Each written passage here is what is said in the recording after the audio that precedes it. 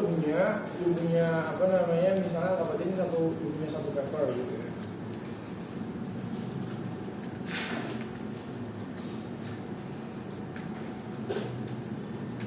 Nah ini kan adalah misalnya sebelumnya adalah progres dari step sebelumnya.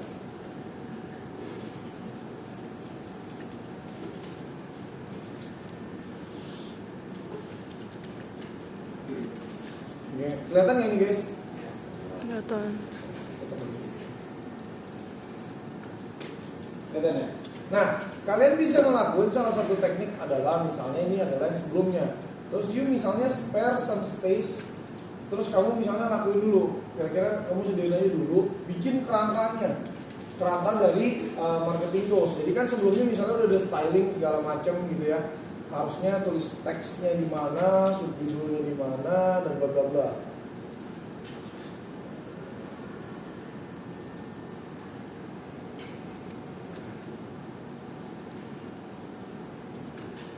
Nah, ya nggak harus selalu sama. Kalian selalu boleh melakukan variasi atau kreasi.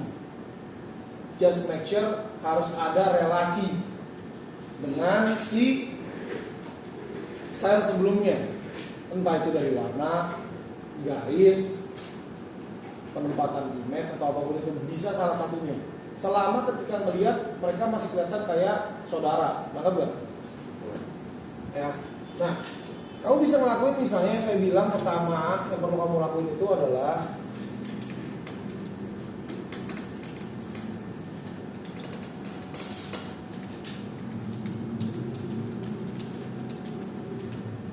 pertama list dulu apa yang kamu perlu. Oke, semua tools yang kamu perlu, entah itu digital maupun cetak. Yang kedua, sebelum masuk ke detail satu-satu adalah bikin kerangka.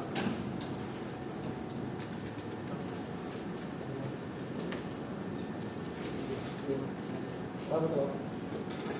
Ada.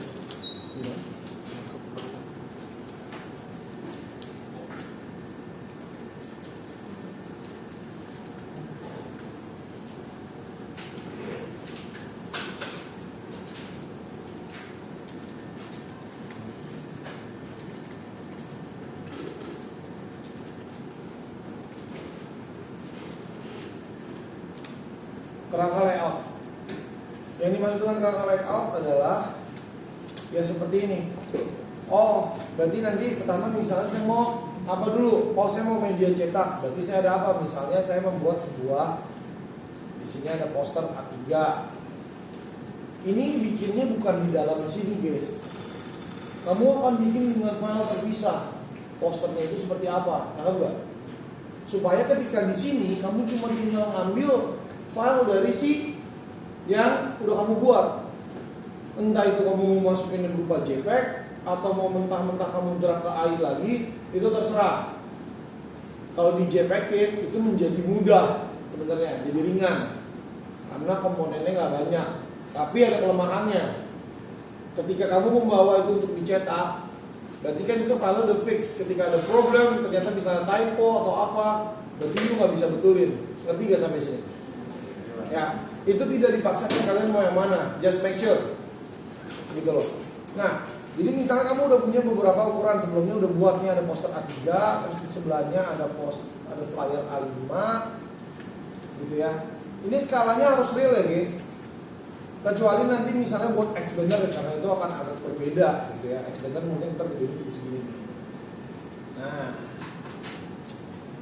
Nah, kan yang area hitam ini adalah marketing tools yang dibuat. Terus misalnya di sini ada buku, mau kelihatan atau katalog atau menu atau apapun itu. Atau mungkin ternyata brosur trifold.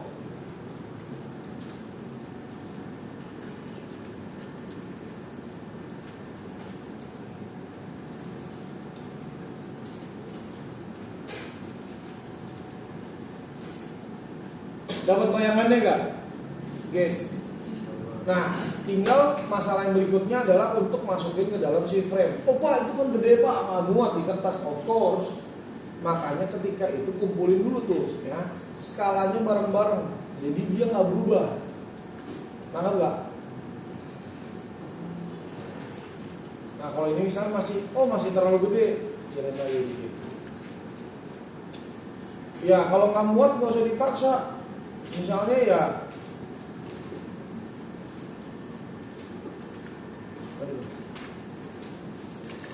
misalnya kau pindahin ke sebelah, atau mungkin ternyata saya pengen poster saya di sana bagus Pak, saya nggak mau di situ. Ya udah, berarti misalnya penempatannya nggak harus kaku seperti ini.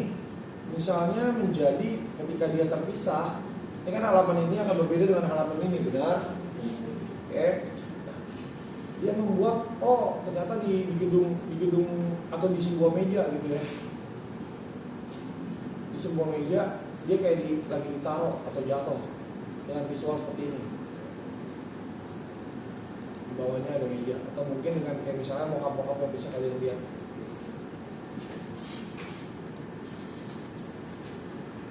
Bisa gitu loh. Mungkin dia nanti dijejerinnya barengan sama si revolve.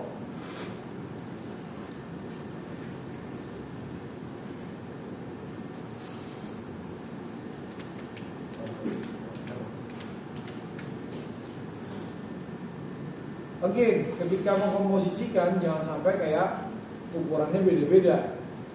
Oke.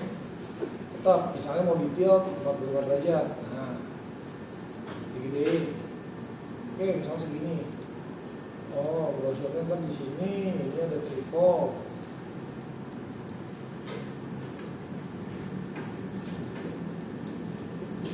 Ini ada si poster. Jadi kalian jangan kepatok cuma kayak masuk begitu-begitu aja. Ya, contoh seperti kayak di mockup yang ada nih. Mockup yang ada itu tahu inspirasinya dari mana?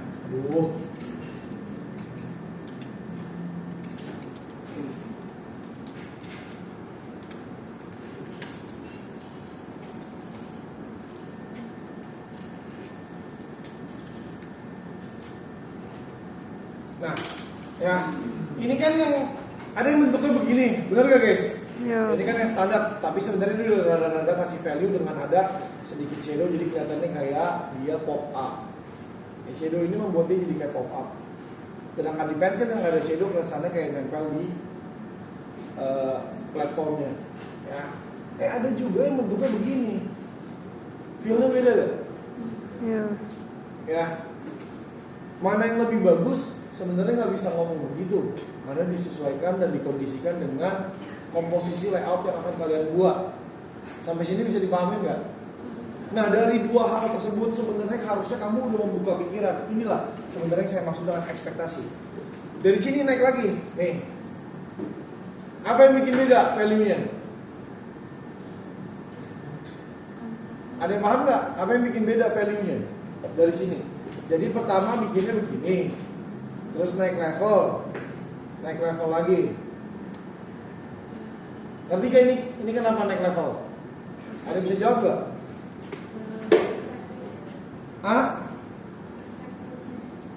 Bukan, perspektif sama-sama perspektif. Ini perspektif juga gak? Iya.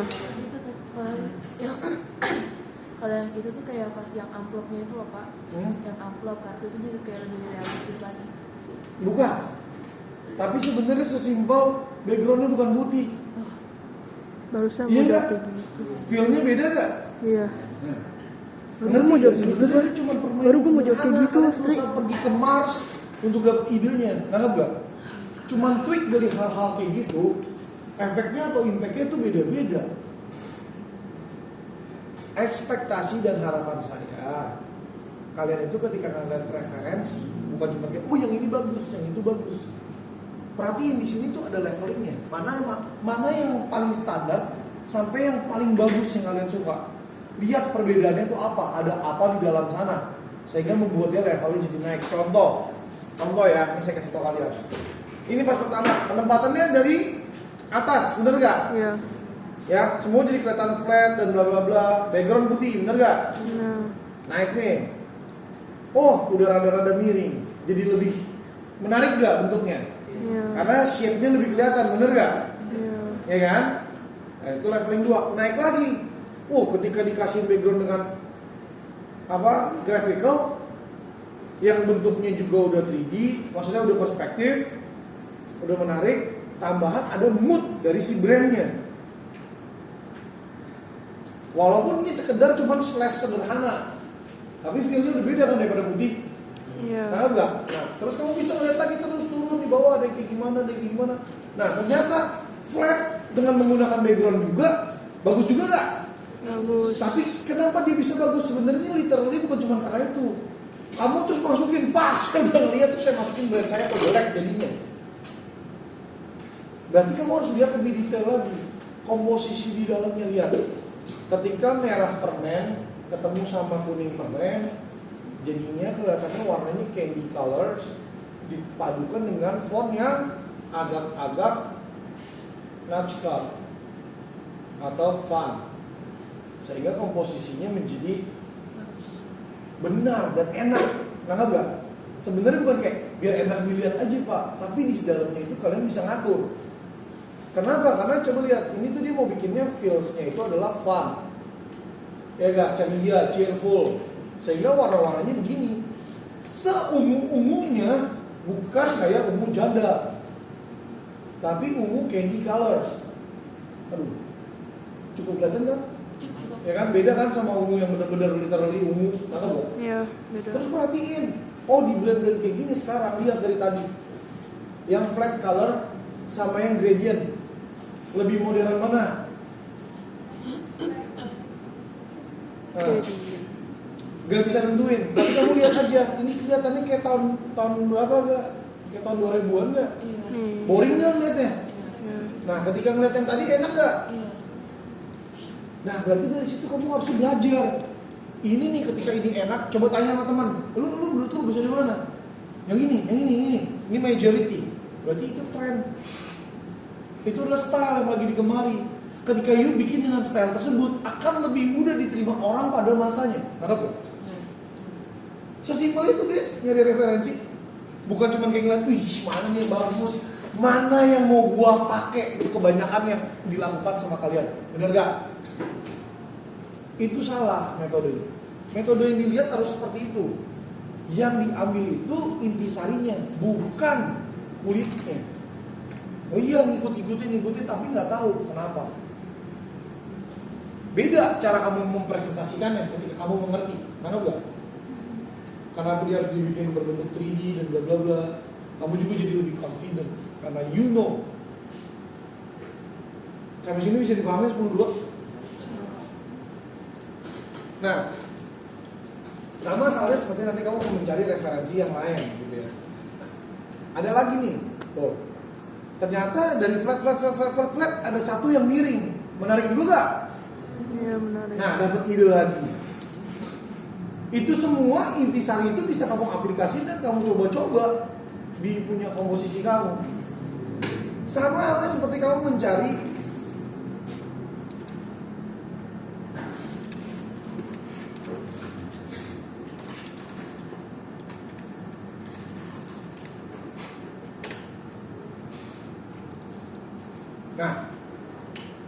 nyari komposisi brand guideline itu berbentuk buku, bener gak? Iya. Buku pelajaran menarik saat ini? Enggak. Yang menarik apa? Gambar. Komposisi yang menarik dari bentuk sebuah buku yang pernah kalian lihat di apa? Magazine. Bener gak? Agree gak? Agree gak? Agree. Ya bener dong. Atau mungkin buku cerita. Iya. Ya buku cerita juga sebenarnya nggak menarik karena framing doang, komik juga framing doang, bener gak? Tapi kan kalau di majalah itu selalu berubah-ubah, bener gak? Iya. Banyak variasinya. Nah, berarti ketika lagi mau research, udah berpikir, gue mau cari, bingung. Kalian kan sering banyak bingung pak, ya bingung dong. Bingung apanya dulu? Kalian juga harus ngerti bingungnya di mana. Kalau kamu nggak ngerti, kamu nggak bisa selesai masalahnya. Ketika itu adalah multiple problems, Jangan diambil semuanya, satu-satu dulu, mana yang paling esensial. Contoh, sebelum masuk ke desain kan saya udah ngomong, layoutnya kalau udah tahu bisa membantu. Oh, desainer bingung Pak, berarti layoutnya yang bingung. Mau cari layout berarti itu dong yang harus dicari, bener gak? Logik gak sih systematical thinkingnya? Oh, cari layout, mau cari layout yang bagus tuh contohnya di mana? Contoh dari referensi brand guideline yang udah ada, bisa gak? Bisa. Nah, tapi kan karena dia berbentuknya rata-rata statik, bener gak? Jadinya sebenarnya basically semua begitu-begitu bentuknya. Bener gak? Pada riset gak? Pada buka gak? Ingin dikasih. Nah, kalau mau yang agak unik, berarti nyarinya di mana? Pikir dong berarti kita. Gue bisa nyari layout yang lucu di mana ya? Buku sekolah saat ini masih sucks. Getting better, bener gak? Dari SD pas ke SMP, pas di SMP-nya udah rada-rada berwarna, bener gak? Ada ilustrasinya, bener gak? Ya kan, pas SD kan yang hitam putih, terus bapak gurunya masih kayak gitu loh.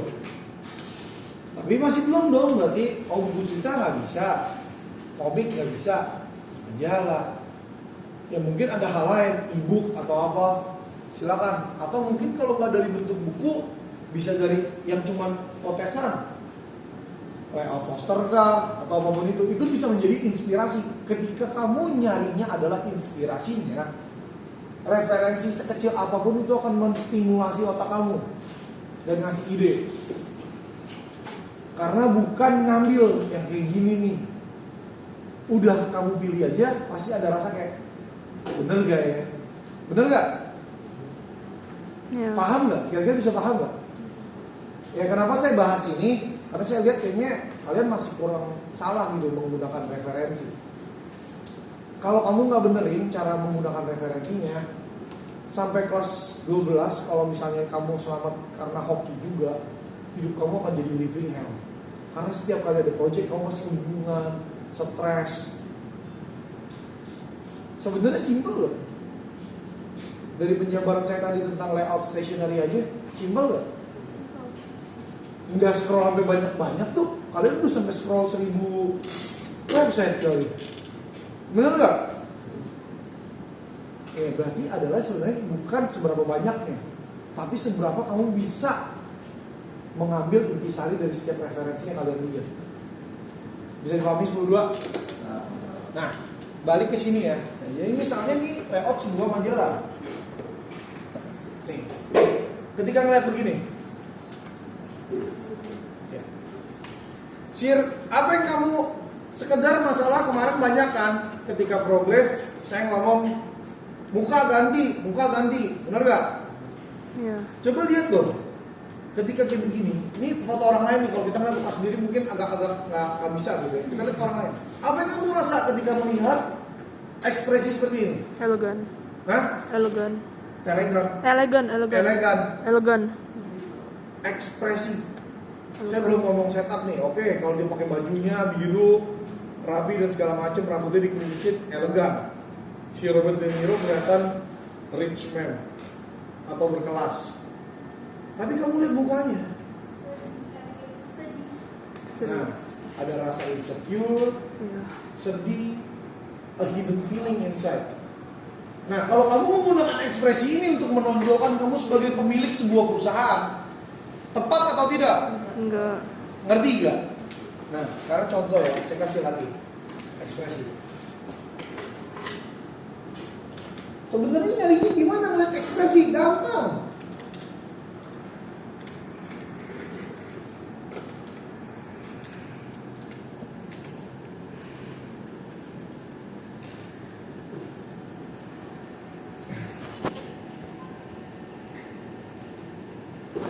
Kan kelihatan banyak nih yang berwarna dari depan.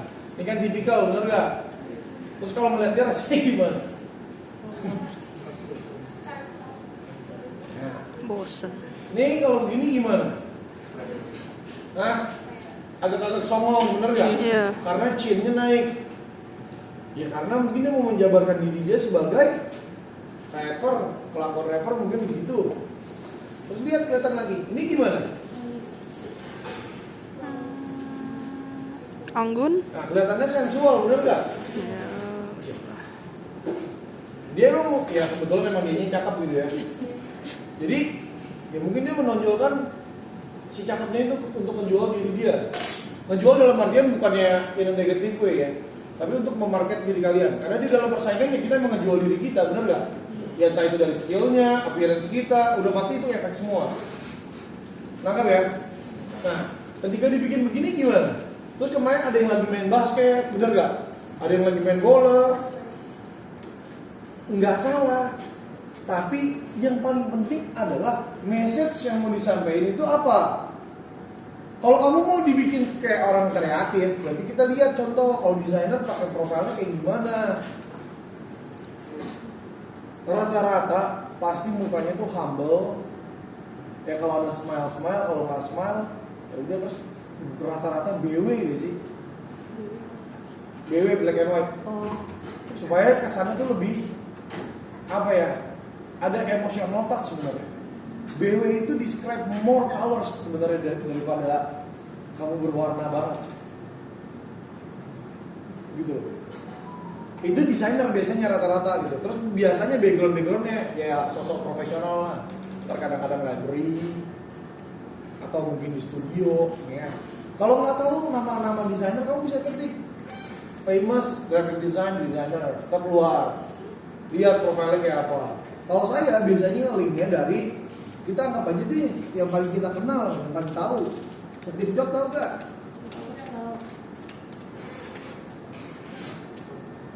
Iya.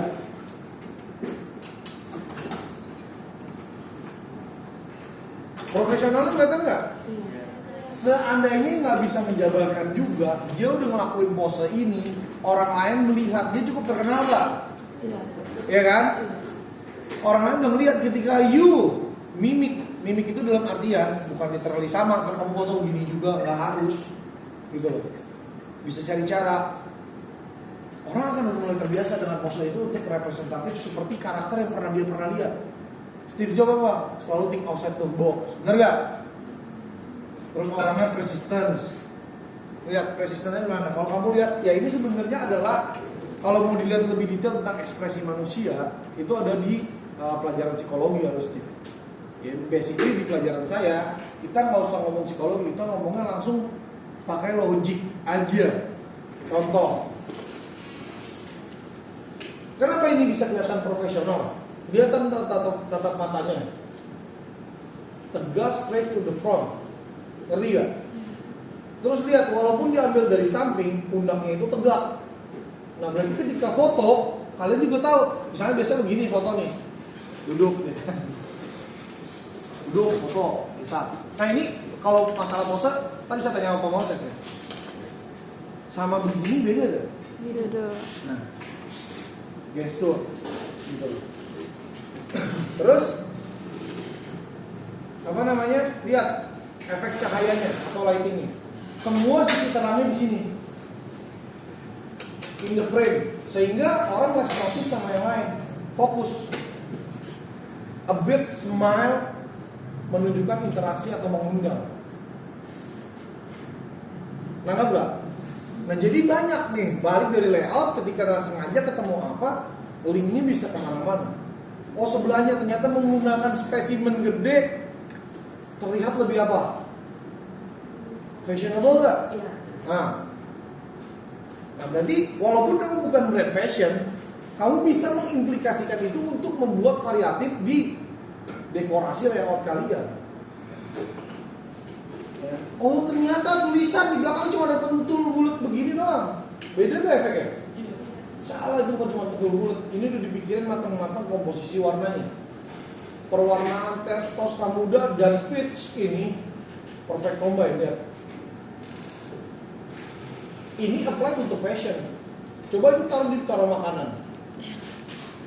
Mungkin belum tentu cocok. Walaupun sebenarnya kalau kamu perhatiin udah banyak brand-brand makanan yang makan cantik warnanya udah lebih ke arah fashion. Gitu. Ya, dan seterusnya. Misalnya apalagi? Oh kalau travel tuh begini. Ya. Ini tentang apa? Jadi di multiple bisa dapat banyak gitu loh.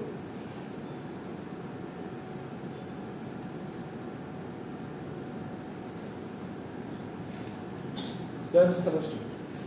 Bisa dipahami nggak? Oke. Sambil balik ke sini, ya ini.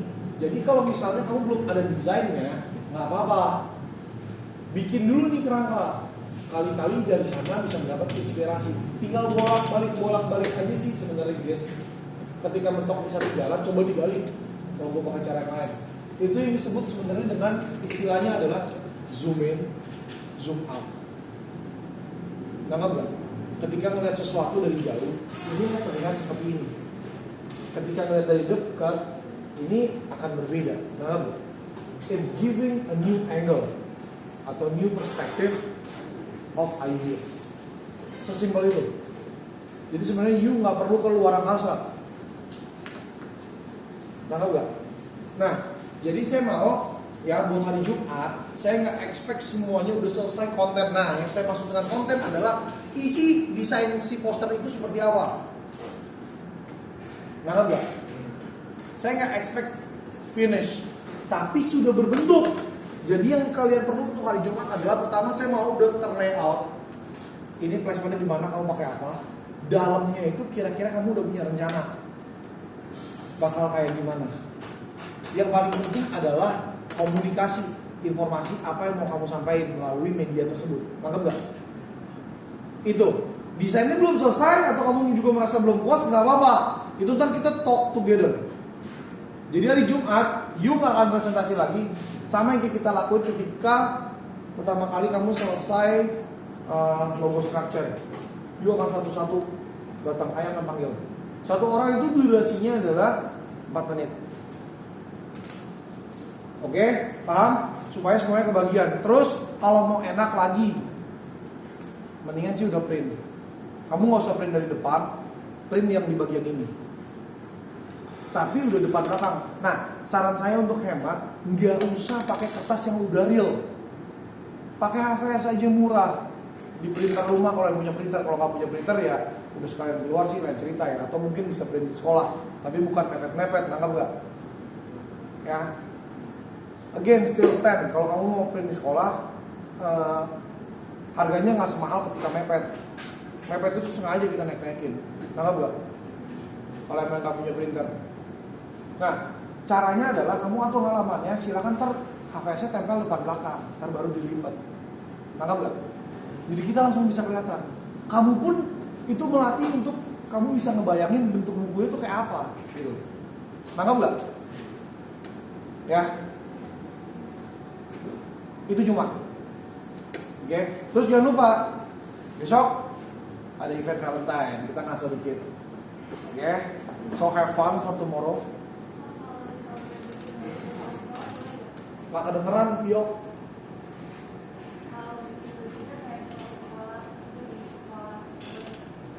Kalau ngapain? Print bajunya. Oh, boleh. Kalau kelas kamu perlu, kalau penggunaan kelas kamu perlu form untuk ngisi, untuk pinjam. Tapi kalau kamu di Selasar, tempat area situ, silakan. Yang penting ntar rapiin lagi sama-sama potongannya. Ya, gitu. Ada pertanyaan dulu gak?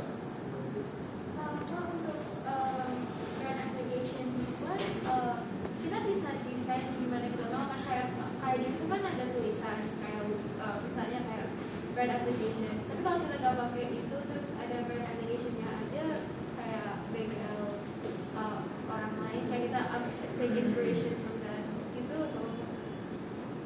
Nih, pertanyaan kamu adalah perlu nggak kita pakai subjudul atau enggak? Itu kan kategori kan. Sebenarnya ini adalah kategori. Kalau kamu tanya saya, itu bukan suatu keharusan, tapi ketika itu ada, orang lebih mengerti nggak? Cara naruhnya kalau kamu cuma pengen less notice bisa banyak cara. Misalnya, kalau mau bagi kategorinya, kalian kan dari kemarin selalu kategorinya ditaruh ya. Kalau saya atau mungkin ada sebagian satu si Agnes kayaknya. Satu page itu dibikin cuma khusus untuk ngasih tahu ini kamu lagi masuk section apa, ini kamu lagi masuk section apa. Nah, enggak? Bisa nggak? Nah, cuman ada kendala lain ketika kamu membuat section page, gitu ya, atau biasanya saya suka sebut adalah intro page. Jangan sampai intro page selembar, konten selembar. Nah, enggak. Iya. Oh, logo. Terus ini logo selembar. Sebenarnya logo struktur selembar, ganti lagi brand application.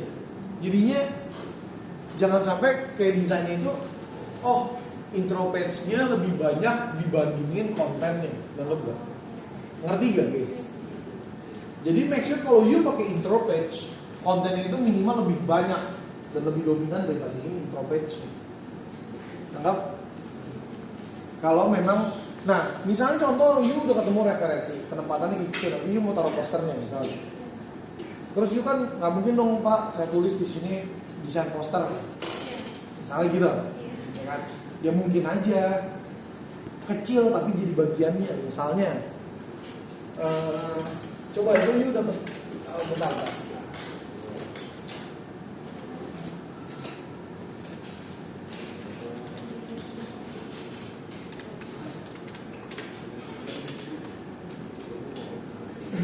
Nih, nah misalnya kayak begini. Ini kan udah di public space, bener gak? Saya nggak mungkin dong Pak tulisin ini desain poster. Ya mungkin aja nih contoh ya.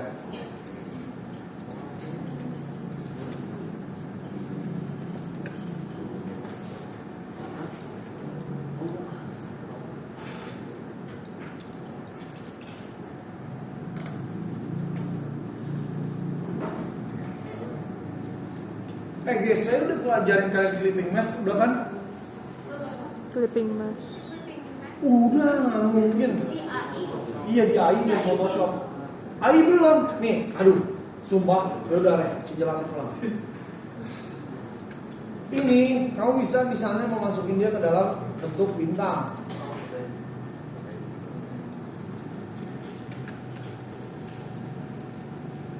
Tuh, ya. Tinggal kamu select dua-duanya, make sure atas itu yang akan dibentuk, klik kanan clipping mask.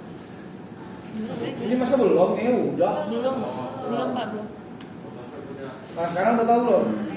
Perlu diulang nggak? Perlu. Belum. Sekali lagi, Pak. Sekali lagi.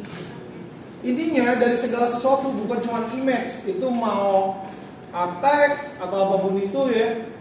Yang namanya clipping mask itu adalah segala sesuatu dimasukin ke dalam sesuatu. Tangkap gak? Ya.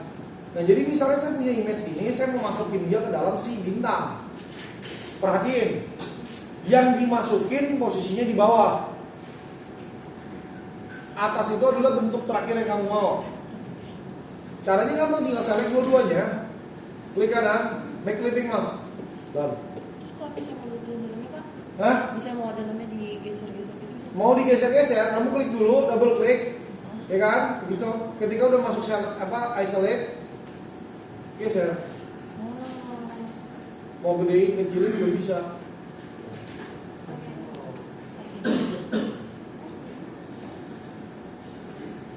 Lengkap. Nah, jadi kalau misalnya kamu dapat referensi image nggak muat, ya nggak usah sedih. Kamu selalu bisa atur posisinya. Nah, misalnya kayak begini ya.